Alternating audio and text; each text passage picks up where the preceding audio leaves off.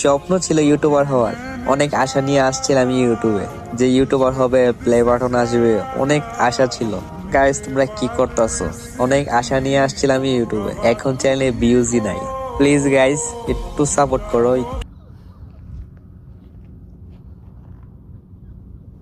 কর কর অ্যাক্টিং কর, ভালো করে অ্যাক্টিং কর।